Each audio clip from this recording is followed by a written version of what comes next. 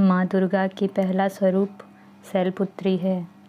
राजा दक्ष ने जो यज्ञ किया था, सती ने उसी यज्ञ में खुद को स्वाहा कर अपने प्राण त्याग दिए। भगवान शिव को जैसे ही इसके बारे में पता चला तो वे दुखी हो गए। दुख और गुस्सा की ज्वाला में जलते हुए शिव ने उस यज्ञ को ध्वस्त कर दिया। इसी सती ने फिर हिमालय के यहाँ जन्म लिया और वहाँ जन्म लेने की वजह से इनका नाम शैलपुत्री पड़ा।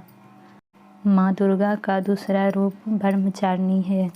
पूर्व जन्म में जब ये हिमालय के घर में पुत्री के रूप में उत्पन्न हुई थी, तब नारद के उपदेश से इन्होंने भगवान शंकर जी को अपने पति के रूप में पाने के लिए इन्होंने अत्यंत कठिन तपस्या की थी। इस दुष्कर तपस्या के कारण ही इन्हें तपस्चारिणी अर्थात ब्रह्मचारिणी के नाम से दिया गया है।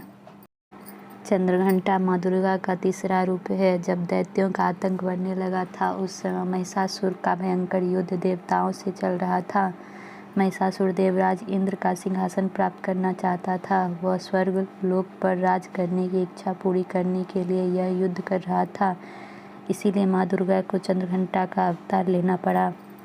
कुष्मांडा माँ दुर्गा का चौथा रूप है। सृष्टि की उत्पत्ति से पूर्व जब चारों ओर अंधकार था और कोई भी जीव जंतु नहीं था, तो माँ दुर्गा ने इस अंड यानी ब्रह्मांड की रचना की थी। इसी कारण उन्हें कुष्मांडा कहा जाता है। इन्हें आदिशक्ति के नाम से भी जाना जाता है।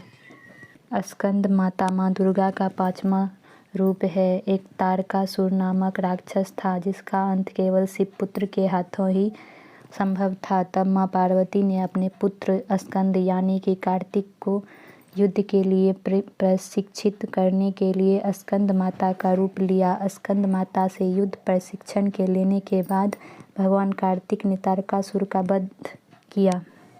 कात्यायनी माँ दुर्गा का छठा रूप है। महर्षि कात्यायन ने सर्वप्रथम इनकी पूजा की थी। इसी कारण से यह कात्यायन के वहाँ पुत्री के रूप में उत्पन्न थी।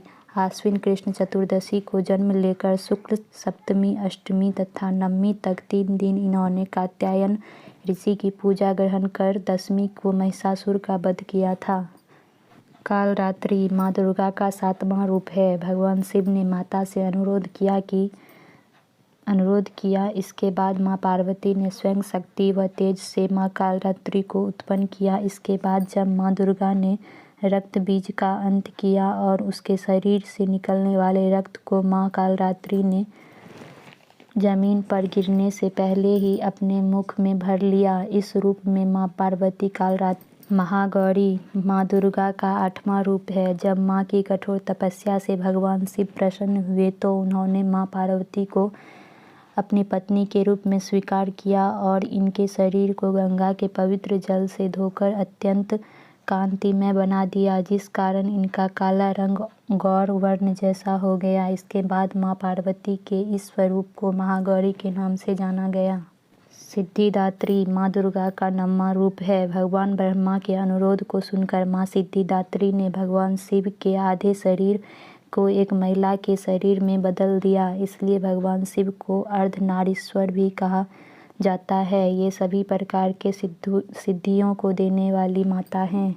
मेरी कथा आप लोगों को अच्छी लगी हो तो आप कमेंट में ज़रूर बताना। धन्यवाद।